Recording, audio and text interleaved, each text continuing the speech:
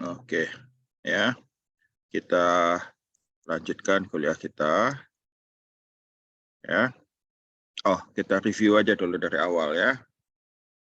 Jadi kita sudah bicarakan kemarin singgung hukum kedua termodinamika dan kita katakan bahwa di alam saat sekarang ini yang ada itu adalah hukum kedua termodinamika.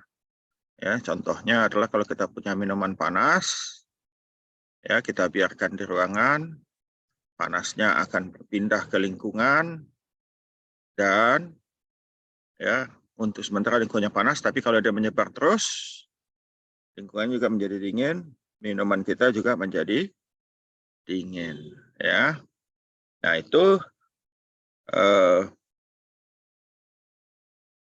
ada energi tidak mengalir, ada dari minuman panas ke lingkungan. Ya, tapi kalau kita biarkan di lingkungan terus, ya minuman kita itu dia tidak akan pernah menjadi panas. Nah, itu kan melanggar sebetulnya hukum, kalau kita kata hukum pertama termodinamika, hukum kekekalan energi, massa dan energi, maka kalau ada energi tidak bisa dimusnahkan, tapi hanya berubah bentuk. Nah, berubah bentuk, tapi dari luar alam nggak bisa. Ya. Kemudian juga kalau ada kawat kita panaskan, ya kita alirkan aliran listrik, dia menghasilkan panas.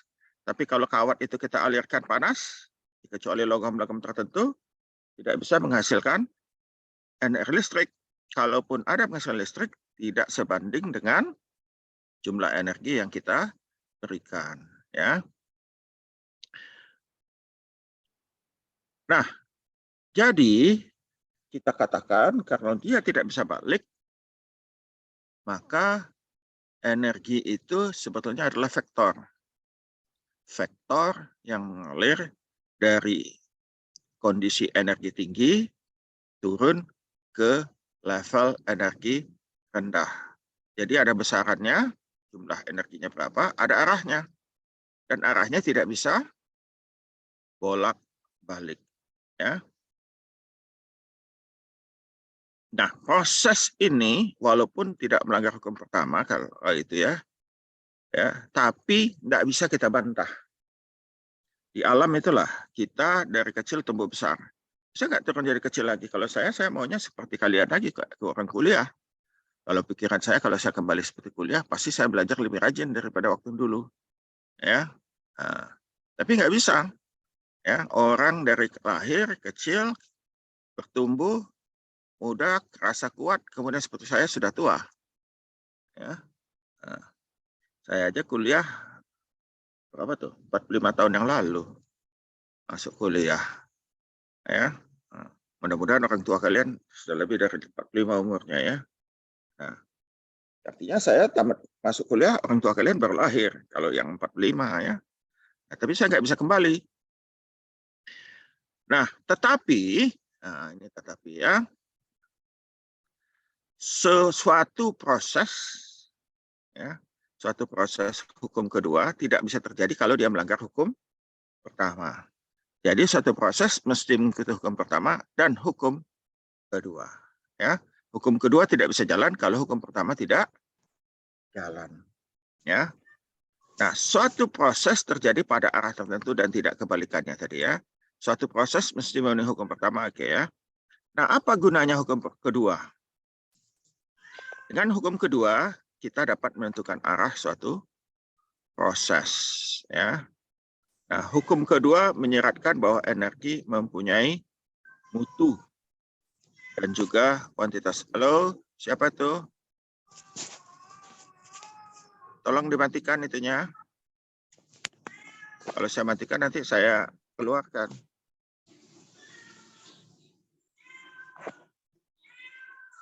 Nah, kucingnya pula. Ya, siapa tadi tuh yang hidup? Ya,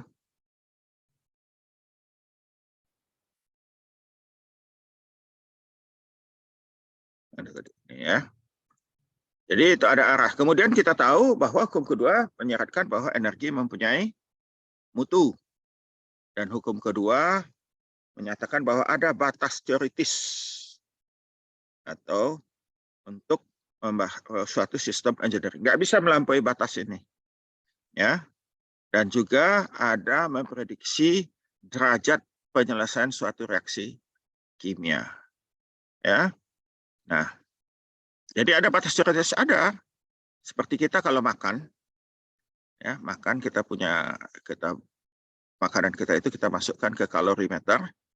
Ya, seperti kawan-kawan kita di THP pengukur kandungan gizi, ketahuan gizinya misalnya seperti kita makan itu antara 1.000 ke 2.000 kalori. Ya, kalau saya mestinya hanya 1.500. Kalau atlet sampai 5.000 ya, 5.000 kalori.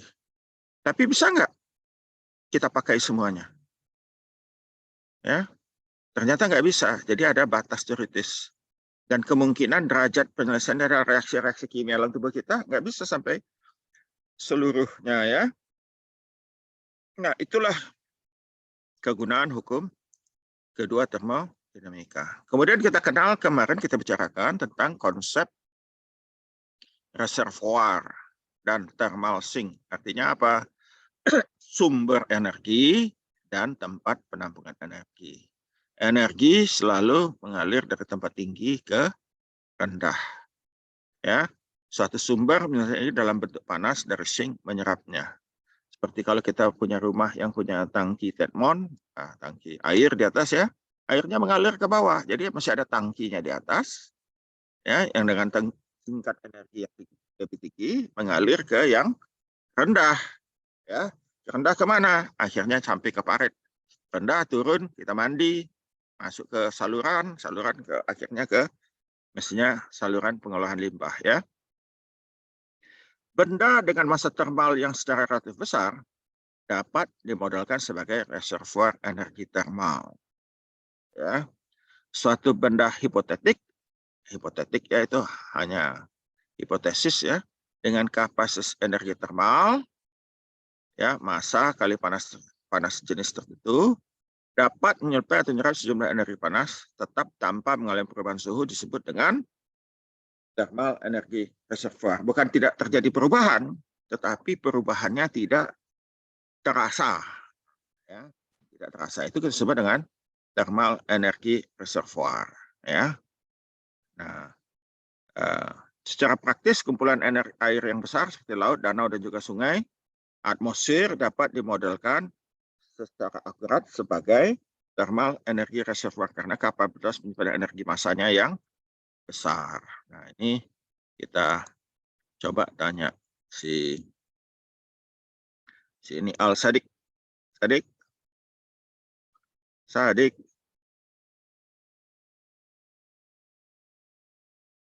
Sadik.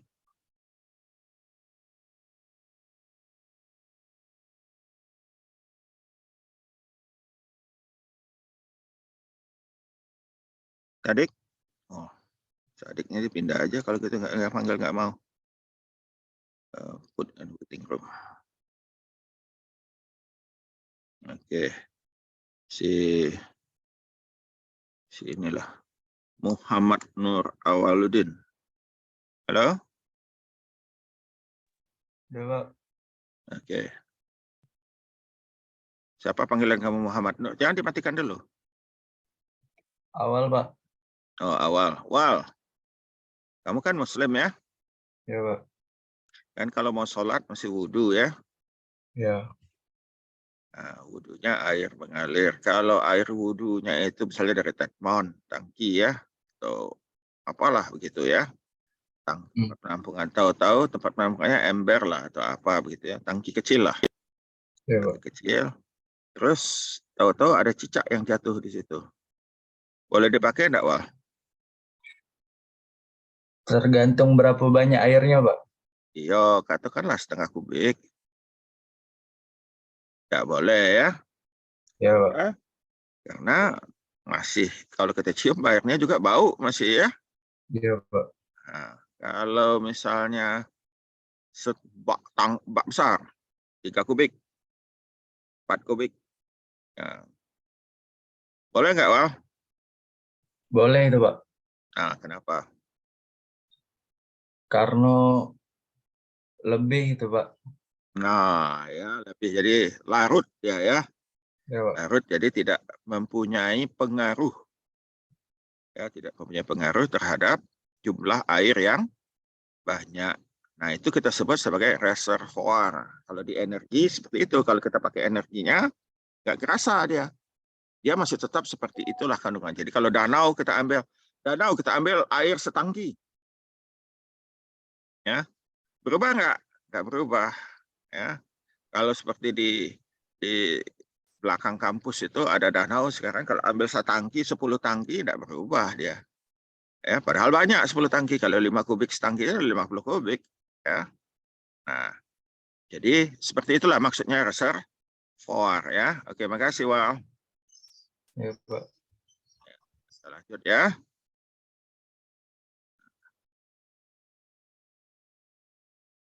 Jadi itu reservoir energi termal adalah yang tidak berubah dia kalau kita ambil, ya. Kalau energi sink itu menerima saja, ya, menerima. Jadi energi seperti itu, sumber energi. Nah, sekarang kita bicarakan tentang heat engine. Apa itu heat engine? Ya, heat engine adalah peralatan yang dapat mengkonversi panas menjadi kerja. Ya, nah, contoh gambar yang di kiri, ya. Nah, jadi kita baca dulu definisi peralatan yang dapat mengkonversi panas. Jadi peralatan yang menerima panas dari sumber suhu tinggi, energi kompor, minyak, reaktor dan sebagainya. Peralatan ini mengkonversi sebagian dari panas menjadi kerja, biasanya dalam bentuk poros yang berputar. Peralatan menolak sisa panas ke sink suhu rendah, ya. Peralatan ini beroperasi dengan siklus, ya. Ya, heat engines dan peralatan cyclic biasa mencakup fluida ke dan dari panas ditransferkan sementara melalui siklus. Fluida ini disebut working fluid atau fluida kerja, ya. Nah, jadi kita lihat ini, ya.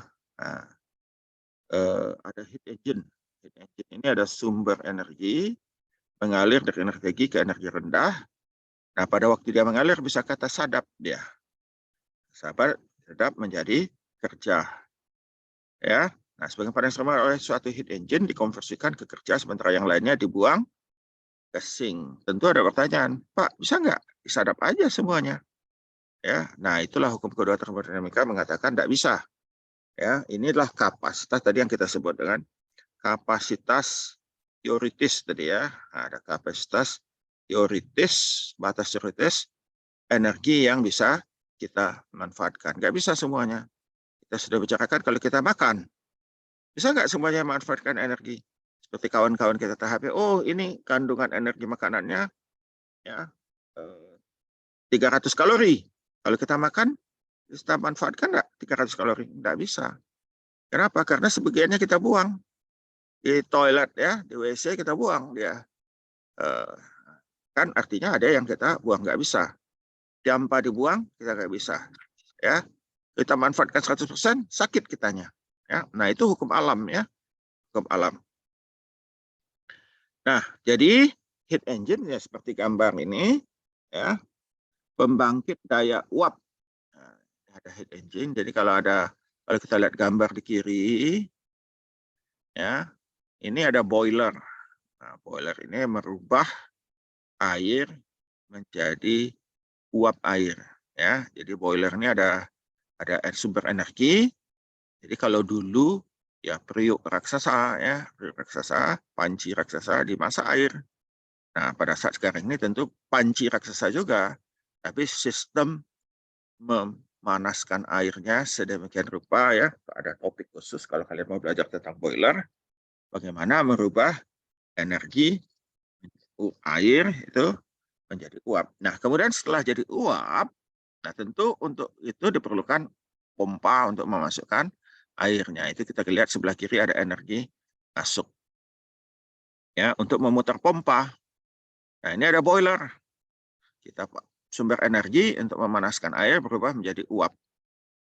Ya, nah uap ini kita lewatkan melalui turbin yang sudah kita bicarakan sebelumnya. Nah, turbin uap itu akan memutar turbin, ya, dan ada poros yang berputar dan biasanya dihubungkan dengan generator. Nah, generator akan berputar dan menghasilkan energi listrik. Energi listriknya ditransfer, dikirimkan ke tempat pengguna.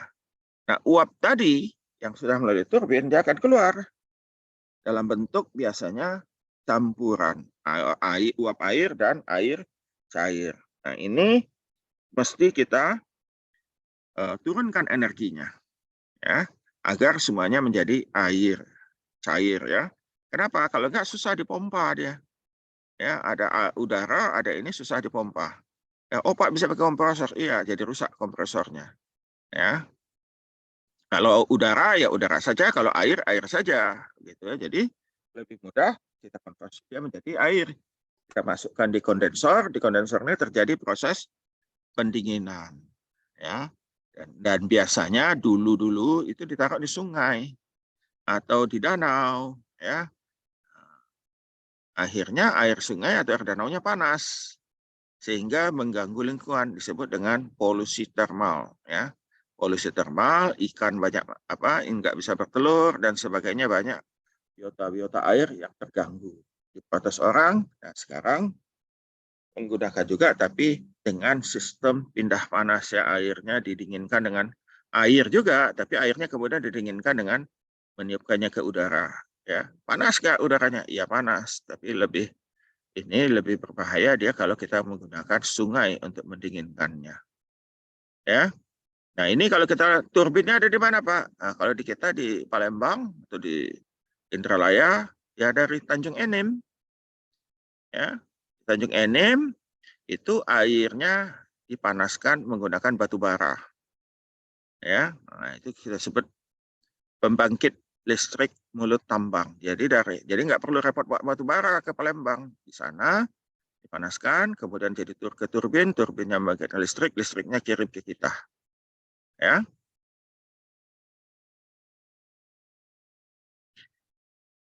Nah, sebagian output kerja heat engine dikonsumsi secara internal untuk mempertahankan operasi secara kontinu. Jadi kalau kita lihat ini, dari sini kerja ini sebagian digunakan untuk apa? Memutar pompa ini.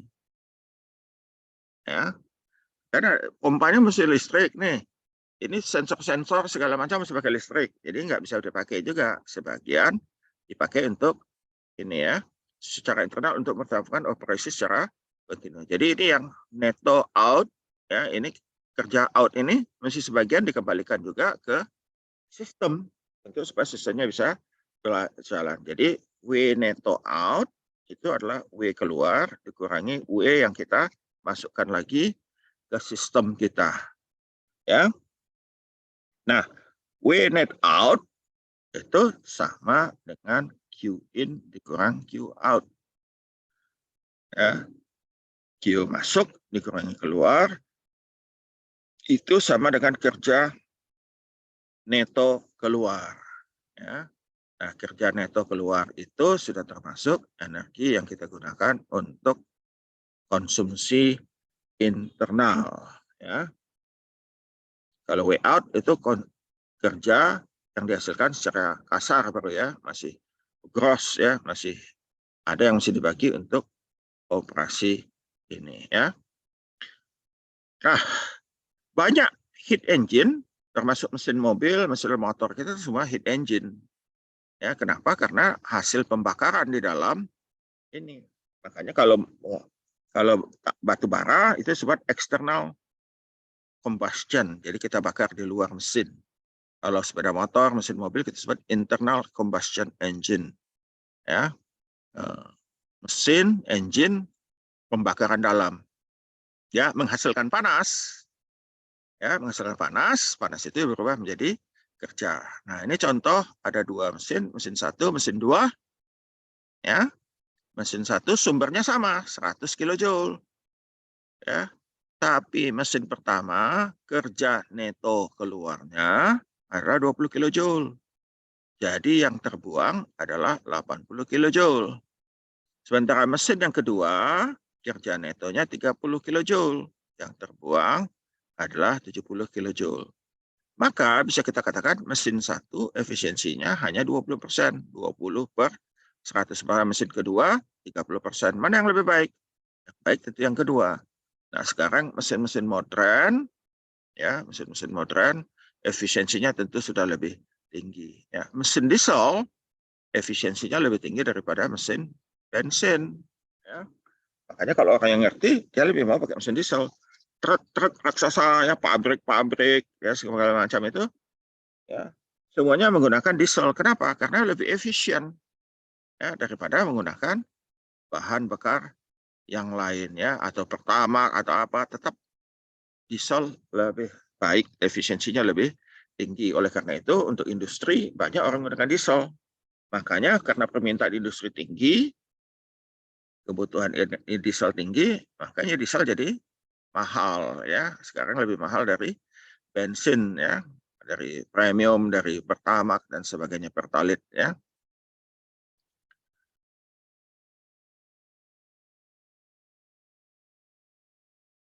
Nah, dalam kenyataannya ya, heat engine yang paling efisien yang sudah ditemukan orang sampai saat ini, ya, hampir setengah energinya dibuang. Artinya apa? Keefisiensinya hanya sekitar 50%.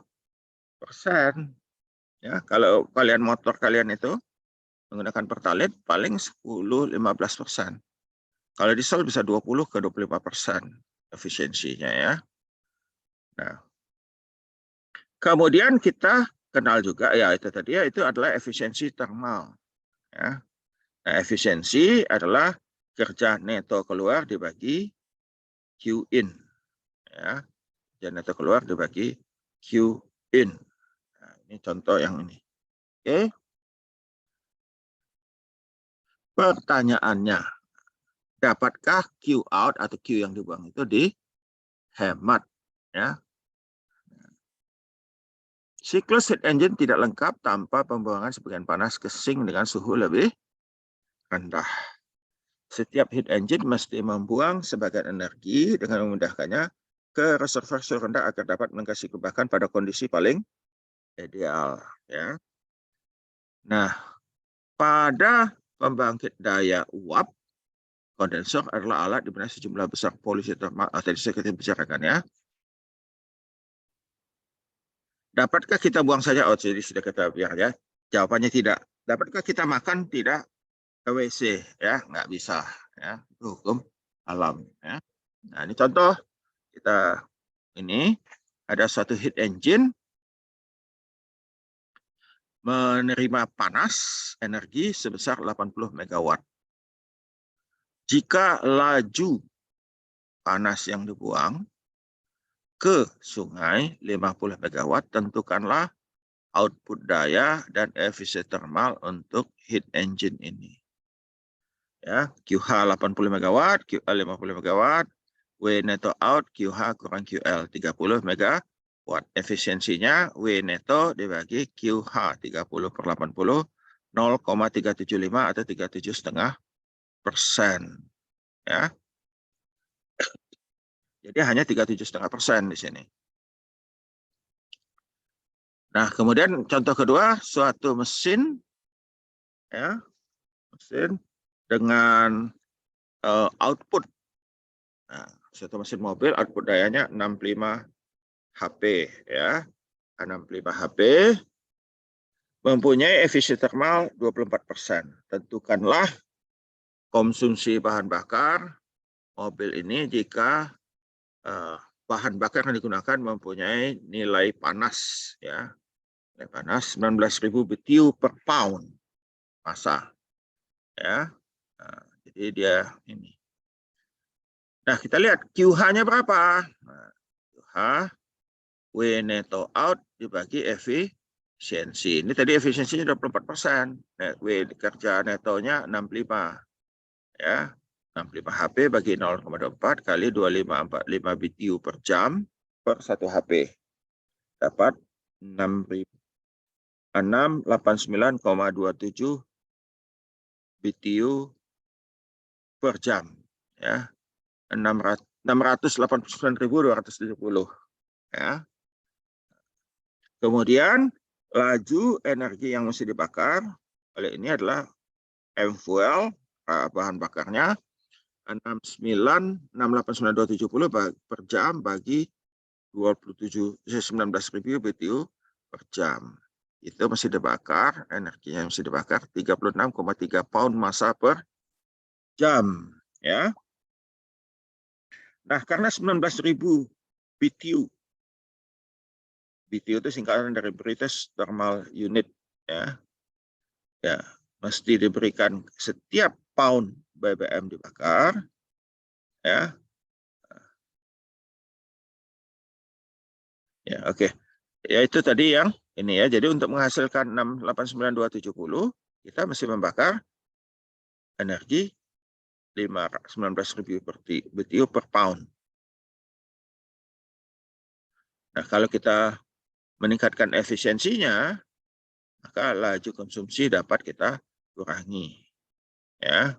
Nah, sekarang kita sudah lihat banyak sekali ya mesin-mesin yang efisiensinya makin lama makin meningkat. Bagaimana caranya? Dengan mengurangi heat loss, ya. Heat loss dari engine. Tapi tetap masih ada yang dibuang. Coba ada motor nggak bisa nggak pakai knalpot, tutup aja lubangnya, nggak bisa ya, nggak hidup mesinnya ya. Nah, dalam hukum kedua termodinamika ada beberapa pernyataan para ahli termodinamika. Ya, para ahli termodinamika. Salah satunya ini adalah Pak Kelvin Planck. Pak Kelvin mengatakan adalah tidak mungkin untuk setiap alat beroperasi dalam satu siklus menerima panas dari satu reservoir dan secara keseluruhannya menjadikannya kerja. Nah, ini sudah kita tidak ada heat engine yang 100%. Tubuh kita aja tetap ada yang mesti dibuang. Sepeda motor tetap mesti dibuang. Ya. Bisa nggak sepeda motor itu tidak pakai sirip-sirip itu kita bungkus mesinnya sehingga tidak ada pindah panas keluar di dalam saja. Kan bagus ya. Kemudian tidak kita buang ini hasil pembakarannya, tutup.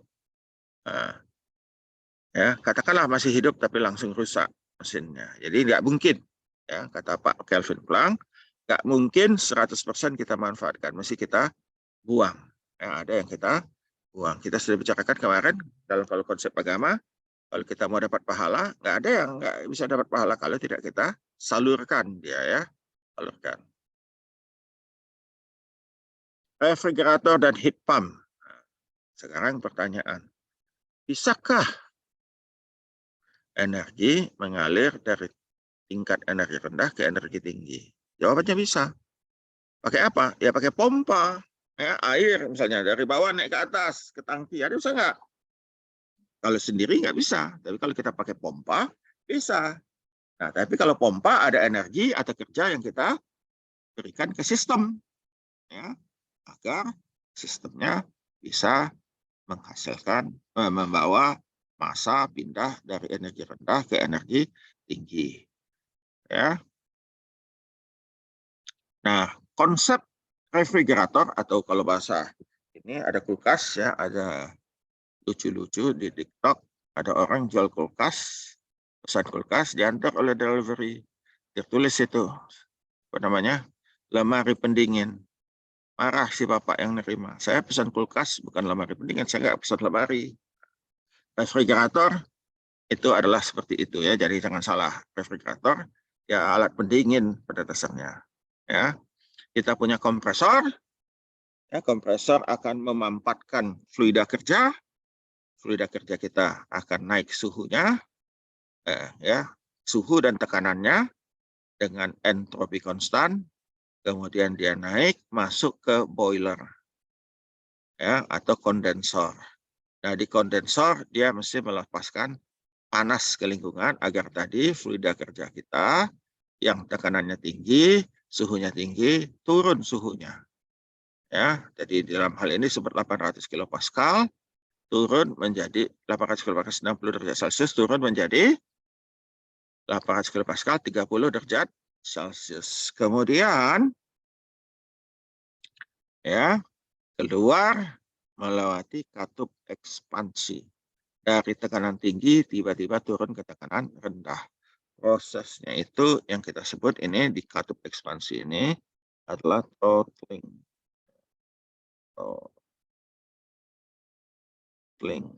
Throttling. Ya. Suhunya langsung turun dari 30 ke 25 derajat Celcius. Ya. Di sini H kalau kita kasih ini 1, di sini 2. Kuncinya apa? H1 sama dengan H2. Ya. Nah, itu. Kemudian ini sebagian berubah menjadi gas, tapi sebagian besar berbentuk cair. Nah, cairan ini fluida kerjanya ini kita pilih adalah fluida yang mudah menguap pada tekanan rendah. Dia menguap dan kita sudah pelajari untuk menguap diperlukan energi. Energinya kita uapkan dia di evaporator, namanya alatnya evaporator, ya. Karena dia tekanan rendah, dia menguap. Nah, untuk menguap perlu energi. Energi diambil dari mana? Dari lingkungan. Sebesar apa? Sebesar panas laten fluida kerja kita. Ya. Kemudian dia pada waktu di sebelah kanan di sini, C, pada waktu dia 3 ya, titik 3, pada waktu dia sampai di 3, itu tekanannya rendah 120, suhunya masih 25, tapi dia sudah 100% berbentuk uap. Ya, dan kemudian dari sana dialir disedot oleh kompresor dan demikian seterusnya menjadi siklus. Ya. Nah, ini refrigerator, ya, refrigerator yang kita manfaatkan evaporator, ya, ruang energi bawahnya yang kita manfaatkan itu kita sebut evaporator, ya. Nah, secara gambar, secara prinsip kita dapat buat dia seperti gambar yang ini, ya, ada ruang dingin, ya, desired output. Ya, kemudian ada input kerja, ya, ada output panas yaitu QH, ya. Nah, untuk alat-alat seperti ini ada yang kita sebut dengan koefisien penampilan atau coefficient of performance. Coefficient of performance ini adalah desired output, artinya output kerja yang kita inginkan dibagi input. Ya, kita sudah tahu W neto sama dengan QH kurang QL, ya. Jadi COP desired output, desired output apa? Kalau kita lihat QL tadi, ya. QL adalah panas yang kita inginkan untuk diambil dari ruangan pendingin. Ya, dibagi input, inputnya apa? Ya, nah, inputnya adalah QH dikurangi QL atau itu adalah W, ya, W. W neto QH kurang QL. Jadi COP, coefficient of performance, itu adalah QL dibagi QH bagi QL. Atau 1 dibagi QH per QL kurang 1. Pertanyaannya, bisakah COP lebih besar dari 1? Ya, bisa lah. Enggak bisa. COP. Oh, bisa ya? Bisa enggak lebih besar dari 1? Ya, bisa. Ya. Nah, karena kalau kita lihat ini di bawah ini pasti akan kurang dari 1.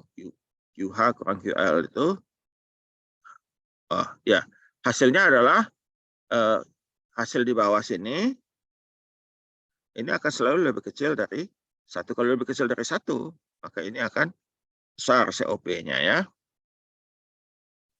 Nah, kalau heat pump sebaliknya, bukan ini yang kita manfaatkan tapi atasnya, ya. Kita pompa juga sama, tapi kita ambil yang atasnya, ya. Nah, seperti gambar di kanan, ini ada ruang di luar, ada heat engine, COP-nya sama, tapi yang kita manfaatkan yang ada di sini. Kalau tadi refrigerator, yang ini, yang bawah yang kita manfaatkan. Nah, COPHP sama desired output dibagi required input. Ya, Outputnya adalah QH. Ya. QH bagi QH kurang QL. Ya, 1 kurang QL kurang QH. Ya. Atau COP-HP itu COPR tambah 1.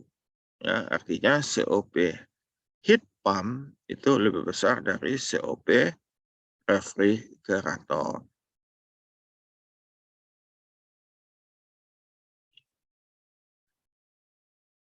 Dapatkah COP HP lebih besar dari 1? Ya dapat. Ya. Kenapa? Karena pasti dia lebih besar dari COP refrigerasi. Jadi ini ya yang digambarkan ini. Ini sama tadi. Inputnya sama dengan 2. Ya, yang ini ya sama. Ya. Nah, jadi kalau kita manfaatkan evaporatornya, itu kita sebut sebagai refrigerator. Tapi kalau jika memanfaatkan kondensornya, itu kita sebut sebagai heat pump. Nah, ini ada kartun, ya, ditanya oleh istrinya, sayang katanya, apakah engkau memasang AC untuk luar ruangan? Si suaminya bilang, oh enggak, aku memanaskan rumah. Ya. Bila suatu AC diinstal terbalik, AC berfungsi sebagai heat pump. Ya. Kalau kita punya AC kan ada outdoor unit itu udara panas. Ya, itu adalah kondensor. Coba itu pasang di dalam. Nah, ruangan kita jadi panas ya. Nah, di luar negeri itu enggak seperti itu, tinggal ada switch-nya ya. Tinggal dirubah switch ya. Nah, maka ruangan akan AC-nya tetap ada panas, bisa dingin ya. Saya pernah di Jepang tahun 2019, ruangannya ada AC. Jadi musim panas saya hidupkan AC-nya, saya pencet tombol AC. Waktu musim dingin saya pencet tombol heat pump ya. Jadi ruangannya menjadi panas ya. Nah, untuk ini ya ada yang kita sebut sebagai energi efficiency rating, yaitu jumlah panas yang dipindahkan dari ruang yang ruang dingin dalam BTU untuk 1 watt-hour listrik yang dikonsumsi. Ya. Nah, energi efficiency rating ini rumusnya adalah 3,412 kali COPR. Nah, ini hati-hati kalau kita beli AC, beli kulkas yang sering diperlihatkan oleh salesnya itu adalah EER-nya ya, energi efficiency rating. Semakin tinggi EER, semakin bagus efisiensi suatu heat engine atau refrigerator ya. Atau COP-nya semakin tinggi, semakin bagus ya. Nah, bagaimana caranya, Pak? Caranya yang diperbaiki itu adalah agar energi yang kita buang semakin rendah, atau bukan energi yang buang, yang di dalam sini ya, di dalam sini ini kita efisiensikan ya. Macam-macam motor, contoh sederhana adalah motor listrik dari pompanya. Motor listrik dari pompanya ini makin lama makin efisien ya. Nah, efisien sehingga kebutuhan energi untuk kompresornya makin kecil ya. Akibatnya apa? EER-nya naik ya. Nah, sekarang contoh soal panas yang dibuang oleh suatu refrigerator. Suatu ruangan penyimpanan makanan di dalam refrigerator ya, seperti diperlihatkan pada gambar 623 di samping, dipertahankan selalu berada pada suhu 4 derajat Celcius dengan membuang panas ya, panas dari ruangan tersebut dengan laju 360 kJ per menit.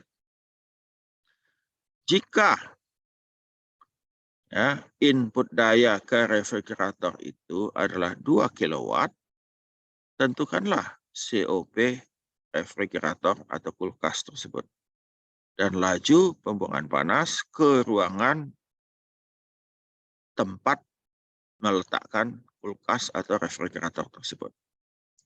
Pertama ditanya tadi adalah COP. COP adalah QL per net in.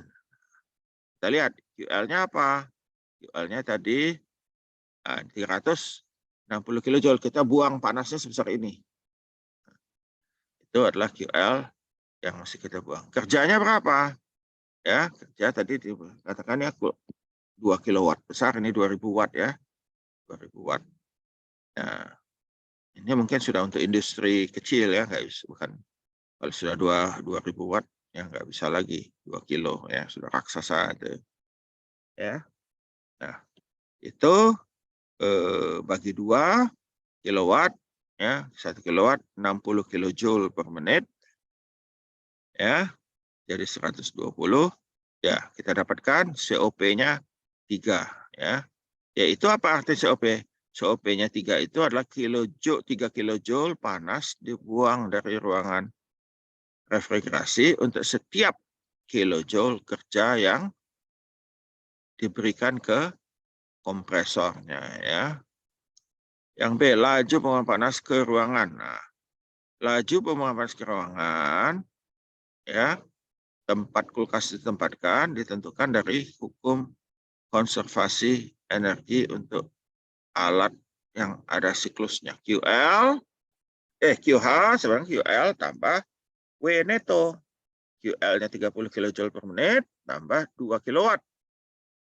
Ya, 2 kilowatt itu tadi satu ya, 60 kilojoule per menit atau 3.600 kilojoule per detik ya, bagi 2 kilowatt, tadi 1 kilowatt itu kita dapatkan 480 kilojoule per menit.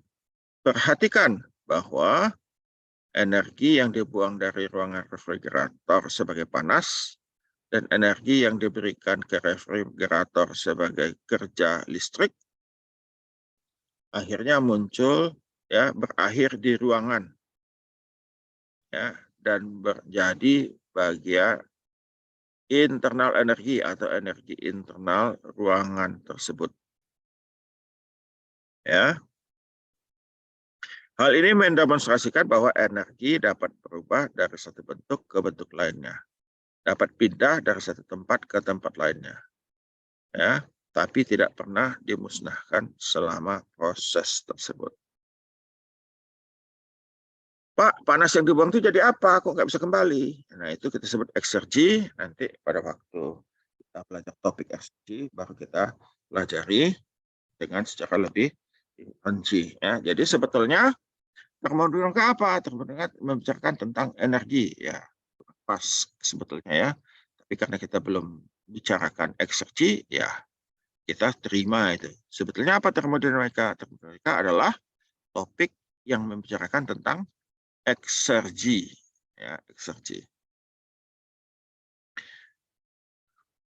Memanaskan rumah dengan heat pump. Nah, suatu heat pump digunakan untuk memenuhi kebutuhan pemanasan suatu rumah yang mempertahankan suhunya 20 derajat Celcius. Pada suatu hari, pada waktu suhu luar ruangan atau lingkungan turun ke minus 2 derajat Celcius, rumah itu, nah ini di musim dingin di negara 4 musim ya,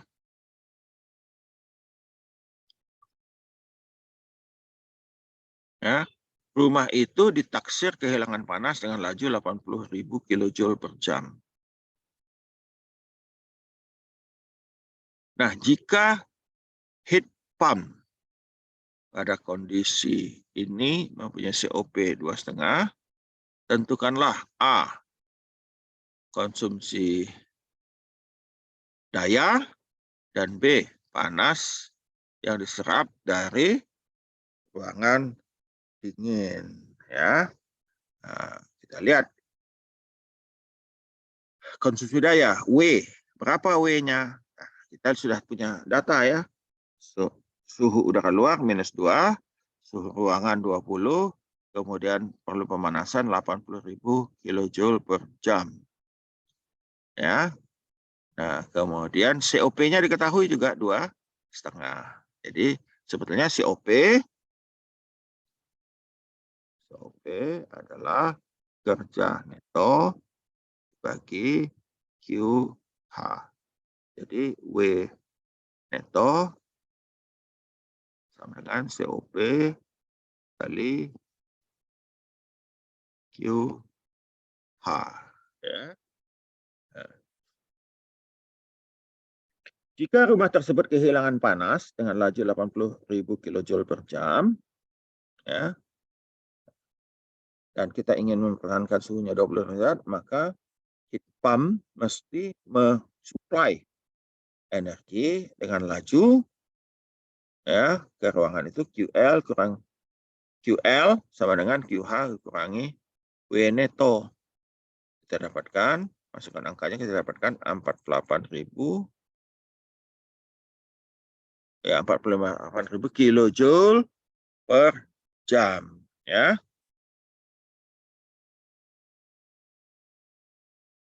Nah, perhatikan bahwa 48.000 kilo dari 80.000 kilojoule telah dikirimkan ke rumah, ya, yang sebenarnya adalah diekstraksi dari yang kita ambil dari udara dingin di luar, ya. Nah, karena kita hanya membayar 32.000 input energi, Pak, ya, sebagai energi kerja listrik untuk menghidupkan heat pump tersebut, ya, ya. Nah, jika kita ingin menggunakan alat pemanas listrik, ya, dan ke heat pump kita, yaitu untuk kompresornya, ya, atau yang kita gunakan menggunakan heater pemanas, ya, untuk mensuplai energi 80.000 kilojoule per jam, ya, kerosene heater, maka ini artinya akan meningkatkan biaya listrik 2,5 kali lipat, ya, 2,5 kali lipatnya. Hal ini menerangkan tentang bagaimana heat pump sukses digunakan di negara-negara lain, karena kalau kita hitung sebetulnya konsumsi energinya jauh lebih murah, khususnya dalam pemanasan, daripada kita menggunakan langsung heater, ya, alir listrik dilewatkan di kawat, kawatnya menjadi panas, ya, dan memanaskan ruangan. Nah, tadi kita sudah bicarakan tentang Kelvin Planck, konsep Kelvin Planck. Tidak ada, Kelvin Planck mengatakan tadi energi tidak bisa dimanfaatkan 100%. Mesti ada yang dibuang. Hukum kedua termodinamika ini pernyataan Clausius. Ini juga ahli tentang termodinamika. Saya nggak ahli termodinamika. Saya hanya belajar lebih dulu aja dari kalian, ya. Adalah tidak mungkin menurut Pak Clausius membuat alat yang beroperasi dalam satu siklus dan tidak menghasilkan pengaruh apa-apa selain daripada pemindahan panas dari suhu rendah ke suhu tinggi.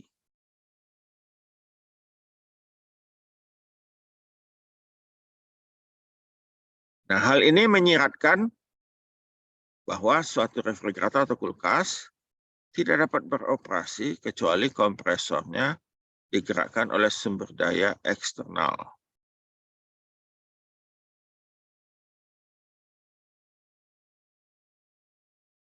Ya. Nah,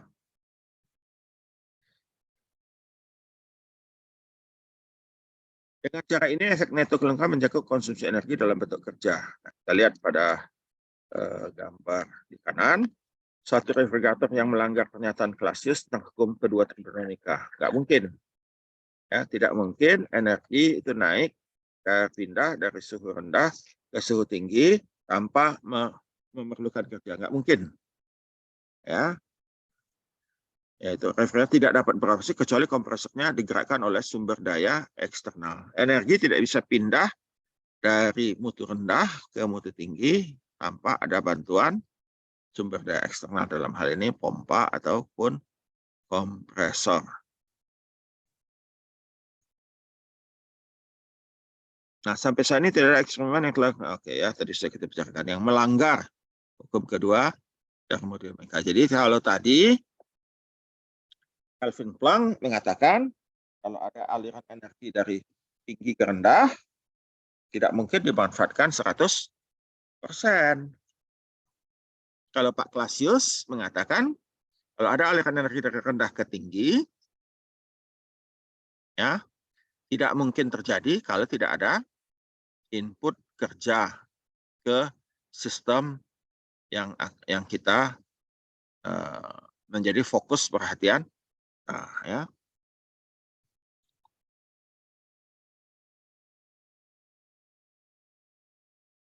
Ya, yang sebelah kiri ya tidak akan mungkin terjadi.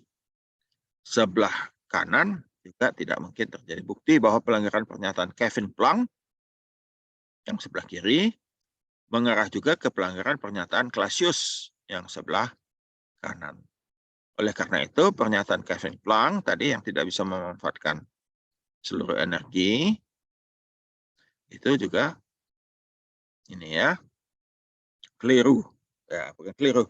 Betul pernyataan itu. Ya. Sedangkan yang kedua Clausius ya, tidak mungkin tanpa input kerja. Nah, setiap alat yang melanggar pernyataan Kevin Planck pasti juga melanggar pernyataan Clausius, Steinman, dan sebaliknya. Kalau melanggar pernyataan Clausius, pasti dia juga melanggar pernyataan Kelvin Planck, dan itu semua tidak mungkin.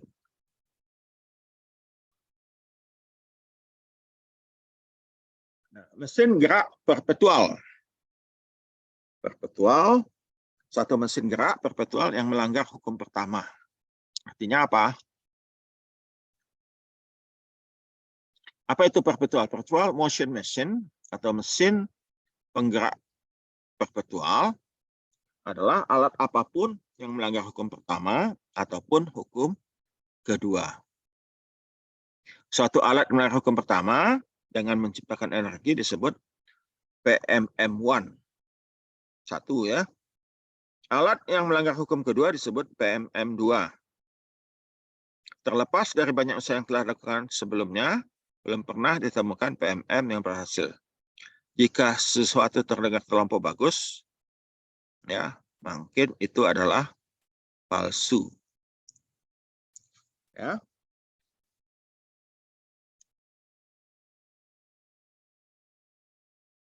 Nah, yang sebelah kiri ini tidak mungkin.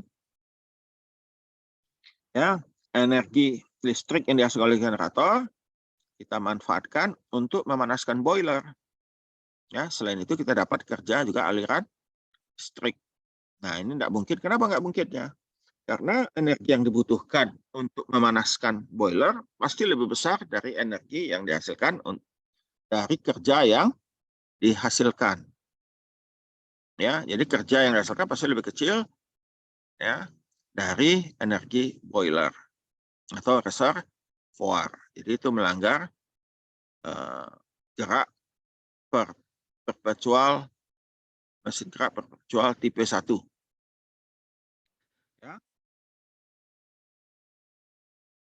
Nah, yang kedua, ini kenapa? Ini 100%. Boiler masuk, kerja, balik lagi ke ini dalam siklus, tidak mungkin. Tanpa adanya kondensor. Ya, tidak ada energi yang dibuang. Nah, itu juga tidak mungkin ya.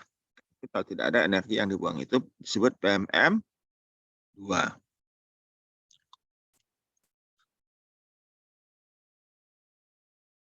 Oke, sekarang kita bicarakan proses. Sampai sini ada pertanyaan.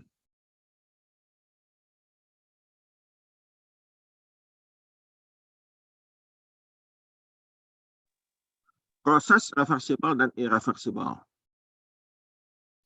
Proses reversible suatu proses yang dapat dibalik tanpa meninggalkan jejak ke lingkungan itu reversible. Irreversible suatu proses yang tidak reversible. Nah, segala sesuatu di alam itu prosesnya adalah irreversible, tidak dapat balik. Nah, tentu pertanyaan kenapa Pak kita belajar irreversible? Ya, kenapa? Karena reversible mudah dianalisis. Dan berbasis model analisis ini membuat kita dapat memahami model ideal sebagai pembanding untuk proses yang sebenarnya.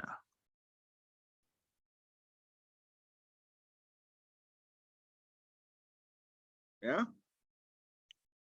Nah, beberapa proses lebih irreversible dari lainnya. Artinya apa? Efisiensinya lebih rendah. Ya. Nah, faktor yang mengakibatkan suatu proses itu irreversible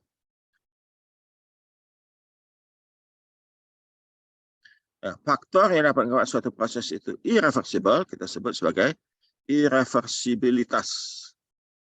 Hal ini tercakup gesekan, ya,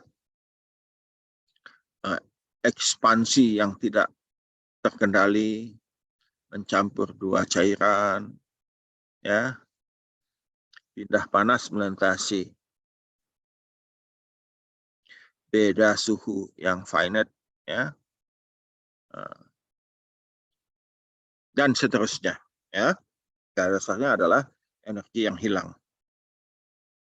Nah, kita berikan contoh dengan irreversibilitas itu sebelah kiri. Sebelah kiri pindah panas melalui beda suhu adalah irreversible.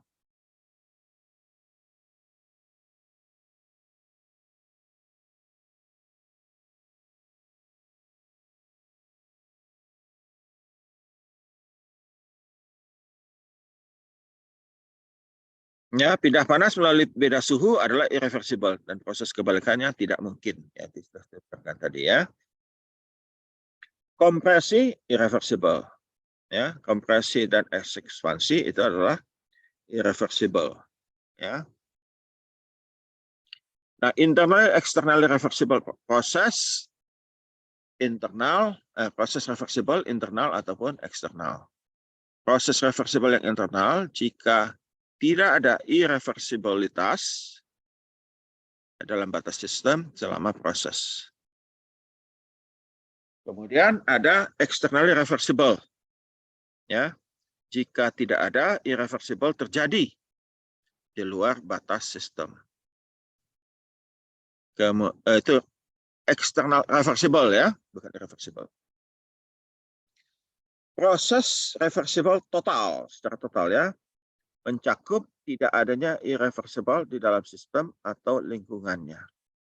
Nah, untuk menganalisis sistem pada hukum kedua termodinamika nantinya, kita dekati dia dulu sebagai reversible. Untuk apa?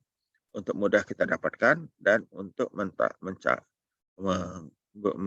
tahu, mendapatkan bahwa proses tersebut secara teoritis mempunyai energi maksimum sebesar hukum pertama termodinamika, ya.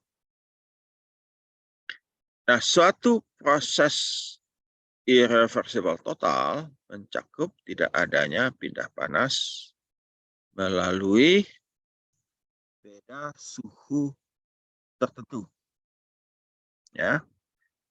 Nah, tidak ada terjadi perubahan non kuasi, tidak ada friksi atau kehilangan panas. Itu disebut dengan reversible, ya.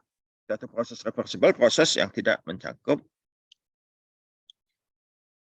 secara internal ataupun eksternal irreversibilitas. Nah, ini contoh pada gambar 2. Ya, ada panas masuk ke suatu sistem, ya, dengan thermal energi 20.000, ya. Nah, ini totally reversible. Kenapa? Karena dia bisa balik lagi. Ya, nah itu hanya ada secara teoritis. Ya, hanya ada secara teoritis. Secara praktis di dunia nyata itu tidak ada. Siklus Carnot. Proses 1-2. Nah, 1-2 ini seperti dalam piston dan silinder. Di dalam piston ada energi panas. Kalau kita punya sepeda motor, di dalam piston kita terjadi pembakaran BBM. Pembakaran BBM ini akan mengakibatkan suhunya konstan.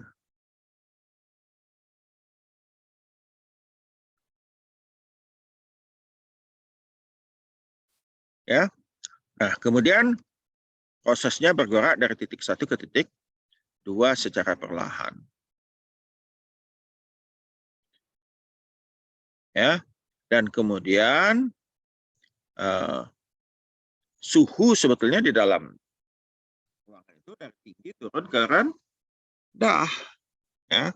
Nah, asumsikan sistemnya kita insulasi. Ya. Nah, pada proses kedua terjadi ekspansi adiabatik atau proses 23, suhunya turun dari TH ke TL.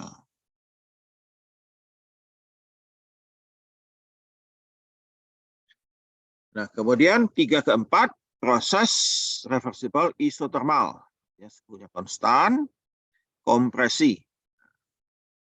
Yang 4 ini proses adiabatik kompresi dari 4 ke 1. Ya, temperatur naik dari TL ke TH. Ini adalah untuk masih hukum pertama. Ya, oh ya, reversible itu masih hukum pertama ya. Nah, siklus Carnot dibalikkan atau reverse ya. Nah, siklus Carnot heat engine secara total adalah siklus reversible.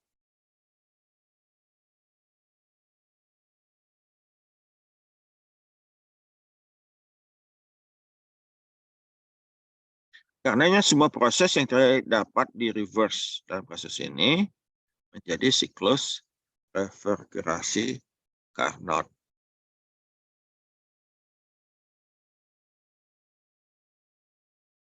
Nah,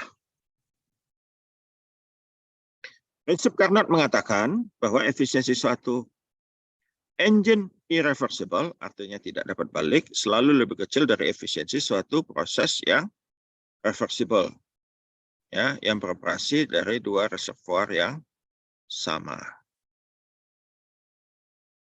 Yang kedua, efisiensi semua heat engine reversible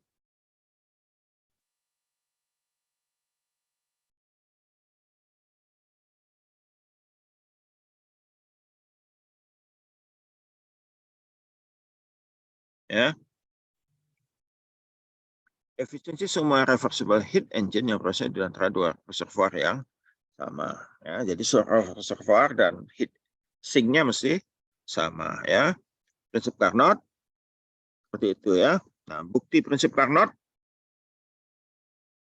ya adalah seperti gambar 2, yaitu suhu tinggi ya, atau apa tadi, waduk ya, reservoir turun ya, kemudian dia menghasilkan kerja neto ya, atau sebelah kiri dua rangka ini turun reversible heat engine, kemudian pada waktu pulang ini waktu pulang maksudnya waktu kembali energi yang dikembalikan ya, maka kita mesti memberi input kerja. Tapi kalau dari tinggi mengalir ke rendah kita dapat kerja ya, kerja irreversible ya, kerja irreversible.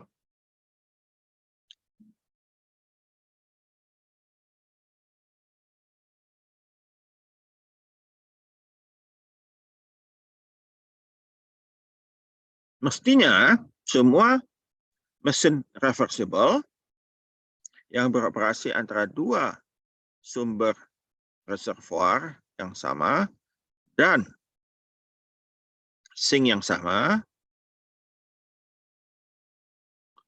ya, mestinya efisiensi mereka adalah sama. Ini prinsip hukum Carnot yang kedua.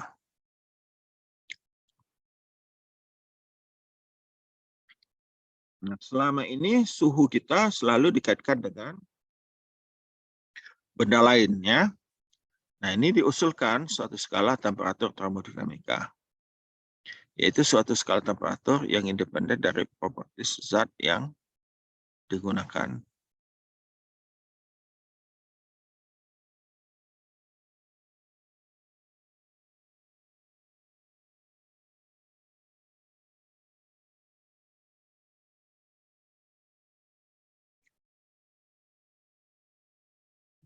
Ya, satu skala temperatur yang sebelumnya kan pakai air raksa, pakai apa ya.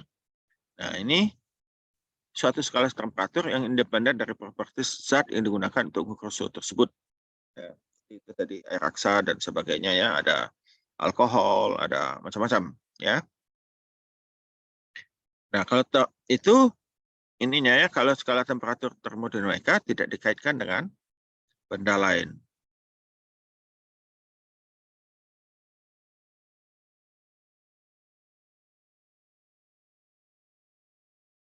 Ya. Nah, pada gambar ya ada Q1, kita dapatkan reversible heat engine A, kita dapatkan kerjanya A. Dia keluar sebesar Q2 ya. Dan kemudian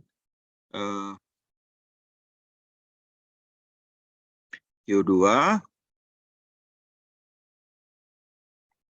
ya dengan T2 masuk lagi ke reversible B.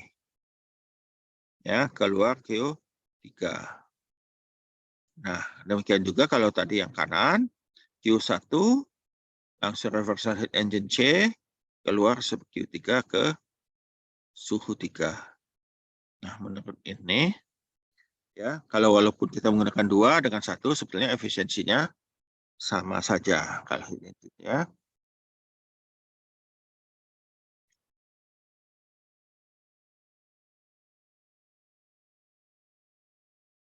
Nah, untuk siklus reversibel, rasio pindah panas QH bagi QL dapat digantikan dengan rasio suhu absolut TH bagi TL.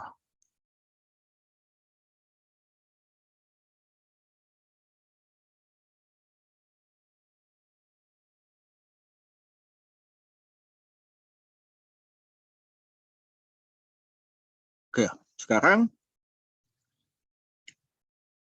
heat engine Carnot. Heat engine Carnot adalah heat engine yang paling efisien yang beroperasi antara reservoir suhu tinggi dan suhu rendah yang sama.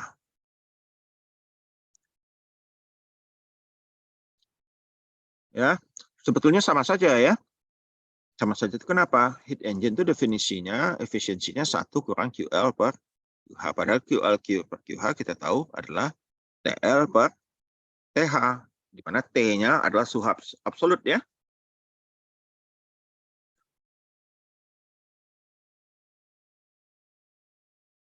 Hanya rumusnya untuk reversible yang kita gunakan adalah suhu, bukan Q. Ya. Nah, efisiensi ini irreversible kakak NTH reversible itu lebih kecil. Kalau itu sama dengan yang lain, disebut reversible engine. Tapi jika efisiensi thermal lebih besar dari efisiensi reversible, nah, maka mesin itu atau engine itu tidak mungkin ada. Nah, tidak ada heat engine yang dapat mempunyai efisiensi yang lebih tinggi dari suatu engine panas reversible yang beroperasi di antara reservoir suhu tinggi dan rendah pada saat yang sama. Nah, untuk memudahkan kita lihat contoh soal ya. Ini ada bahasa Indonesianya sebetulnya yang sudah saya bagi ya, analisis energi heat engine Carnot ya, suatu heat engine Carnot gambar 647 menerima 500 kJ panas per siklus dari suhu tinggi 650 derajat Celcius dan membuang panas ke sink suhu rendah pada 30 derajat Celcius. Tentukanlah efisiensi thermal dari heat engine ini.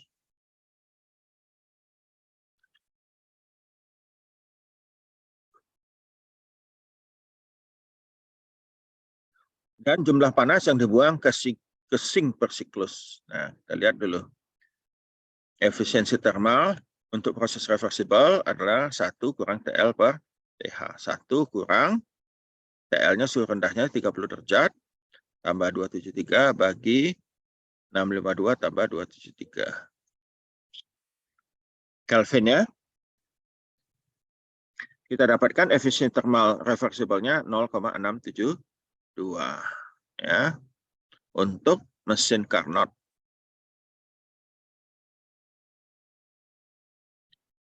Nah, jumlah panas yang dibuang QL oleh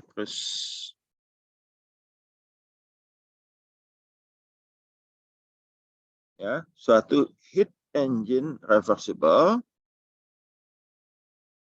dapat dengan mudah ditulis QL per QL reversible dibagi QH reversible sama dengan TL bagi TH.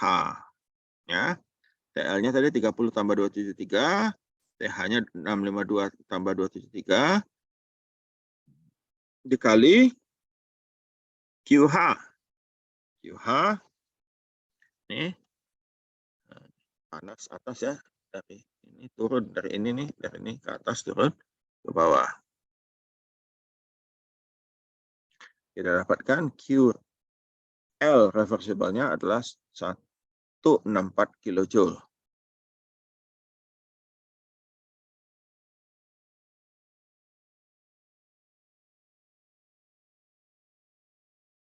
Perhatikan katanya sini ya, bahwa heat engine Carnot ini membuang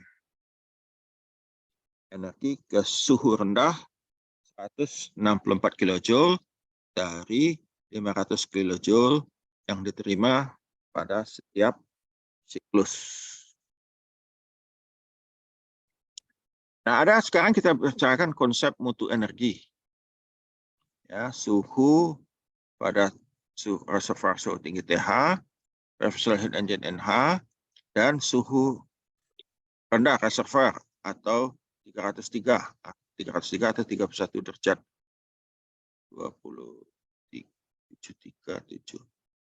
30 derajat Celcius ya.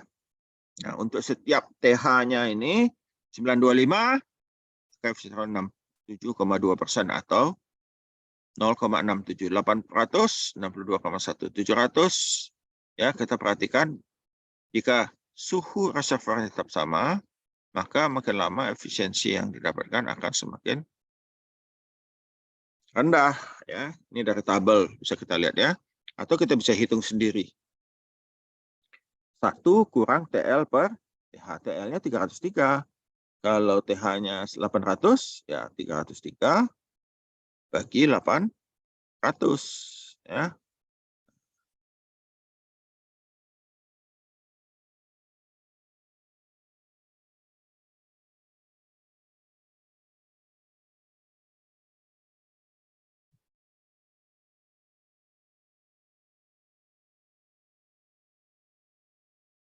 Oke. Refrigerator Carnot dan heat pump. Ya. Bentar ya.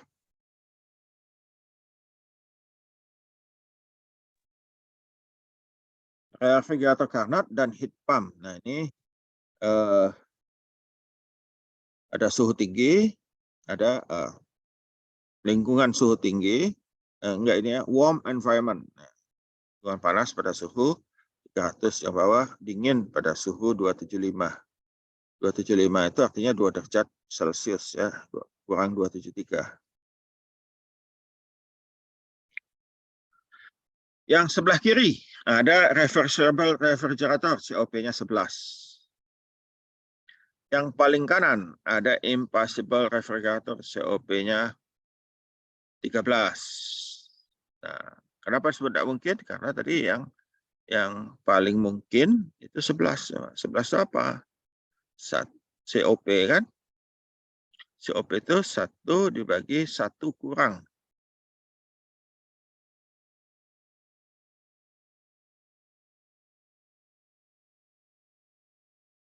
Ya, nah yang irreversible refrigerator COP-nya 7. Bolehlah masih bisa ini ya, tapi yang impassible ya nggak cocok.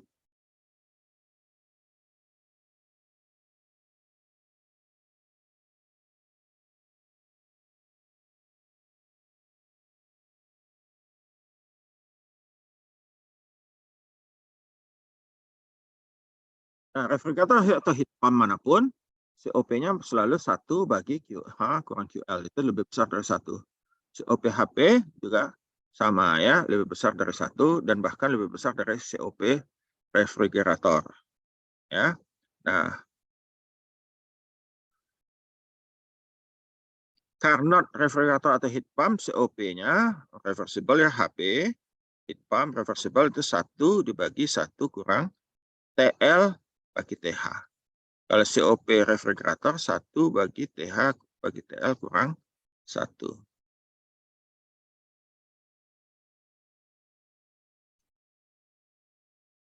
Nah, pertanyaannya, bisakah kita meningkatkan COP? Ya, pasti bisa. Ya. Artinya sekarang kulkas-kulkas yang model baru, itu COP-nya selalu lebih tinggi dari kulkas model lama. Artinya terjadi efisiensi termal, ya, TL-nya makin lama makin tinggi. Ya. Nah, kita lihat COP refrigerator. COP refrigerator, jika dia lebih kecil dari COP refrigerator yang reversible, ini adalah refrigerator irreversible. Jika sama, ini juga refrigerator irreversible. Nah, COP refrigerator mesti lebih besar dari COP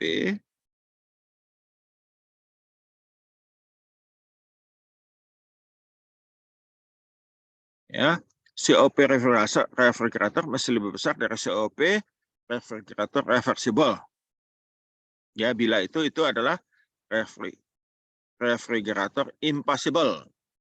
Gitu juga ya. COP satu refrigerator atau heat pump adalah nilai teoretikal maksimum, nilai teoritis maksimum untuk batasan suhu tertentu. Refrigerator atau heat pump yang sebenarnya mungkin bisa memiliki nilai ini saat rancangannya diperbaiki, tapi tidak akan pernah tercapai. Nah, COP baik refrigerator ataupun heat pump turun dengan turunnya angka TL.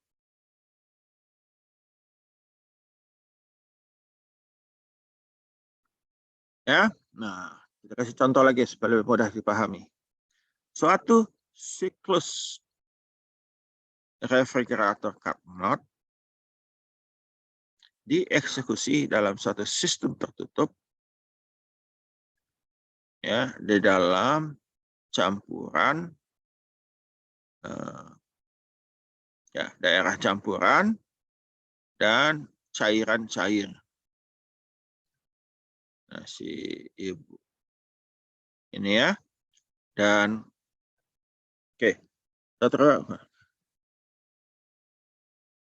karena ya sistem dalam bentuk campuran liquid vapor, campuran cair dan uap ya, menggunakan 0,8 kg refrigeran 134A sebagai fluida kerja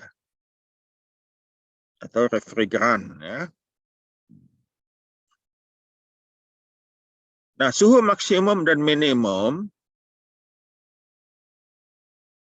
dalam satu siklus adalah 20 dan minus 8 derajat Celcius. Nah, diketahui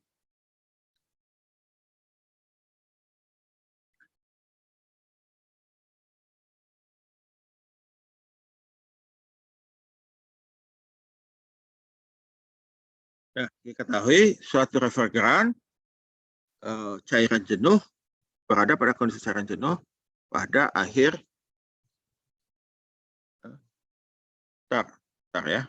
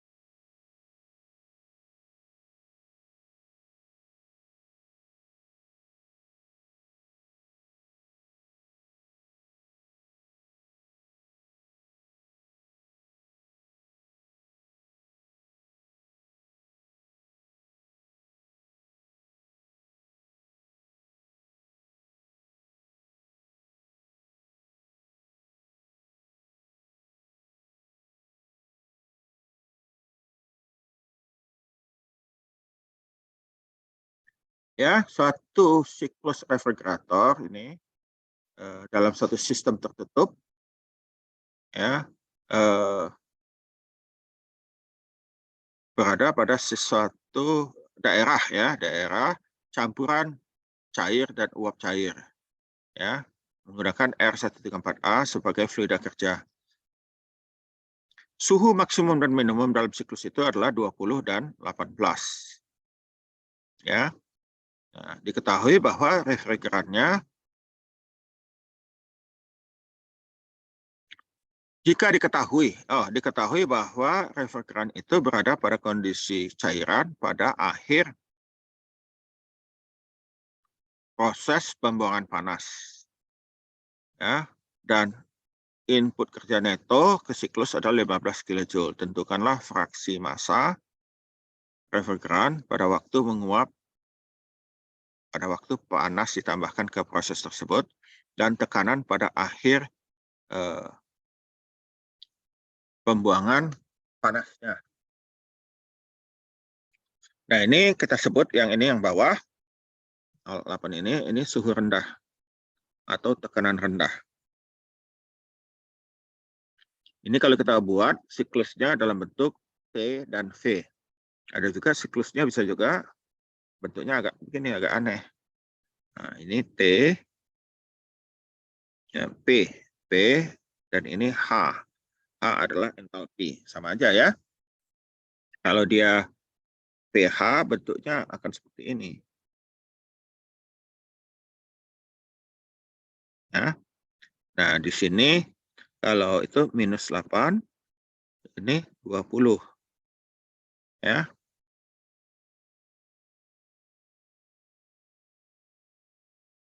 Ini titik satunya di sini, titik 2-nya di sini, 3 di sini, 4 di sini. Nah, itu ya masing-masing. Kalau saya lebih senang yang model bawah. Tapi karena bukunya menggunakan gambar atas, ya kita gunakan hubungan T dan V. Ya. Suhu dan volume. Ya, minus 18. Ya. Seperti itu. Jadi dikatakan tadi suhu minus 8 dan 20. Suhu rendahnya minus 8, suhu tingginya 20. Refrigerannya 0,8 kilogram. Ya. Nah, sekarang kita tahu suhu tinggi dan suhu rendah, sehingga kita bisa menentukan COP refrigerator. Ya. COP refrigerator 1 bagi TH bagi TL kurang 1. 1 20 tambah 23 bagi minus 8 23 didapatkan 9,464 COP-nya. Ya. COP-nya 9,464. Ya.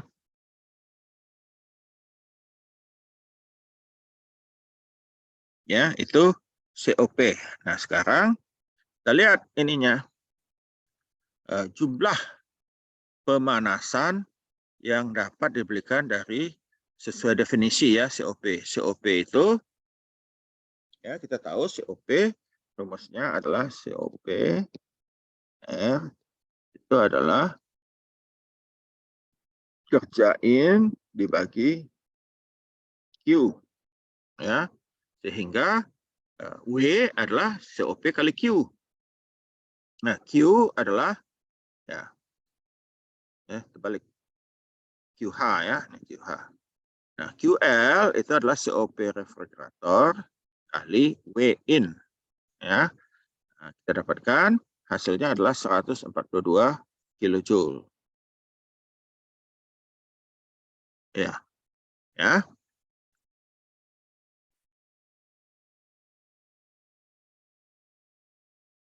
Ya. Entalpi penguapan R134 pada minus suhu ini kita lihat di tabel suhu, tabel uap tapi R134A, HFG-nya adalah 204,59.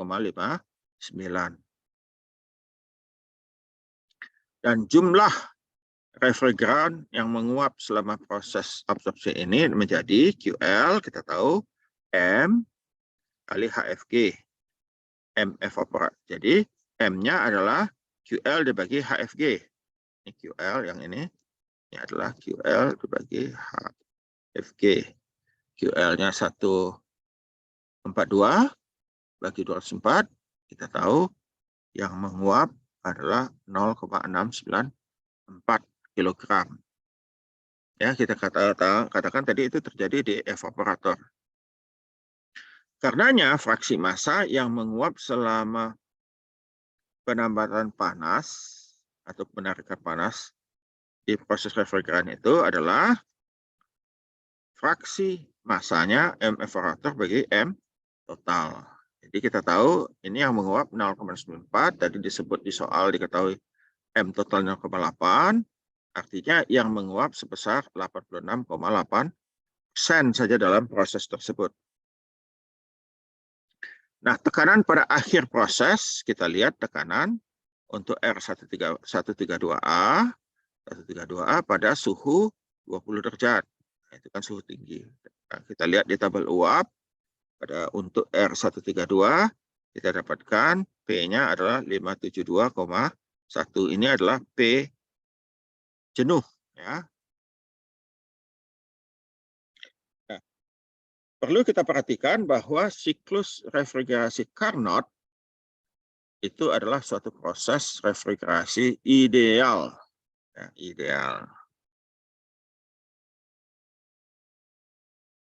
Ya, yang dalam keadaan sebenarnya tidak mungkin tercapai. Ya, tidak mungkin tercapai.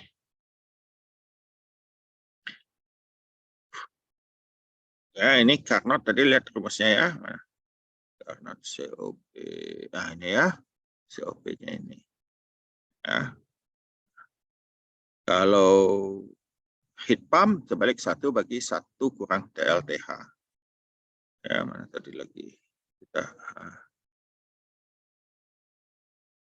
Nah, ini ya, ini juga perlu diperhatikan, ada beberapa rumus yang mesti kita ingat-ingat jika mengerjakan ini. Oke, sekarang contoh berikut. Memanaskan rumah dengan heat pump Carnot. Ya, satu heat pump digunakan untuk memanaskan rumah selama musim dingin. Seperti ditunjukkan pada gambar 652 samping. Oh, 652 atau? Oh ya, gambar 652 untuk ya, contoh 67. Rumah tersebut dipertahankan suhunya 21 derajat Celcius sepanjang waktu. Ya, rumah tersebut diketahui kehilangan panas dengan laju 135 kJ per jam. Pada saat suhu luar ruangan adalah minus 5 derajat Celcius. Tentukanlah input daya minimum dibutuhkan untuk memutar heat pump ini. Nah, kita tahu COP heat pump ya, 1 bagi 1 kurang TLTH. Sebaliknya ya, kalau COP heat Carnot yang ini ya, refrigerasi, ini terbalik. Beda ya, 1 bagi TL bagi TH kurang 1. Ya. Nah, itu untuk ini. Kalau refrigerator sebaliknya ya. Sebaliknya kita masukkan angkanya, kita dapatkan 11,3 input daya. Nah, W neto ya QH bagi COPH atau COP ya, QH bagi W kan. COP heat pump itu adalah QH dibagi W rumusnya kan. Jadi W-nya adalah QH bagi COP ya. Dapat 3,5 bagi sana adalah 3,32 kilowatt ya.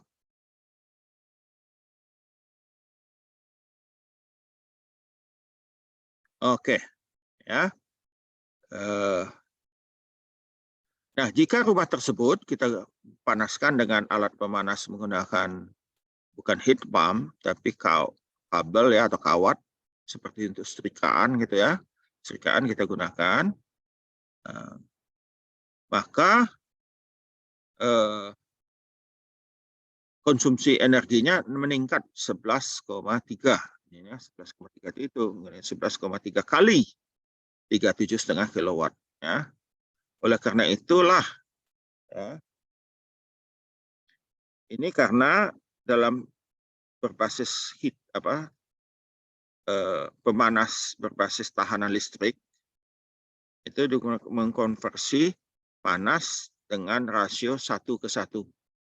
Ya, dengan heat pump energi diserap dari luar dan dibawa ke masuk ruangan dengan yang mengkonsumsi 3,32 kilowatt, ya. 3,32 kilowatt. Jadi 11 kali 3,32, 3,7,5. Jadi penghematan energi yang luar biasa. Ya, maka alat-alat pemanas walaupun alat pemanas energi yang menggunakan tahanan listrik itu harganya sekarang jadi murah ya karena tidak banyak dibeli orang. Oke, sampai di situ hukum kedua kita, kuliah kita. Ada yang mau bertanya? Ya. Ada? Ya. Oke, kalau tidak ada pengumuman ya. Jadi nanti minggu depan kita akan ujian. Ya, jadi minggu depan ujiannya saya akan siapkan menggunakan online. Kalau nilainya kurang bagus, kita ujian fisik nantinya ketemu. Ya, oke, sampai sini ada pertanyaan. Samuel, halo, ya, siapa itu? Silakan. Ada yang mau ditanya? Kalau tidak, kita akan ujian ya. Semua latihan dikerjakan. Jadi bukan hanya ujian, semua latihan mesti dikerjakan 3 kali berturut-turut. Mungkin belakangan ini ada yang belum bisa saya unggah karena e-learning-nya ada masalah. Mudah-mudahan minggu ini sudah tidak ada masalah lagi e-learning. Oke, kalau tidak ada, sekian kuliah kita. Sampai jumpa minggu depan pada waktu ujian. Wassalamualaikum warahmatullahi wabarakatuh. Waalaikumsalam. Waalaikumsalam warahmatullahi wabarakatuh. Terima kasih, Pak. Ya, sama-sama.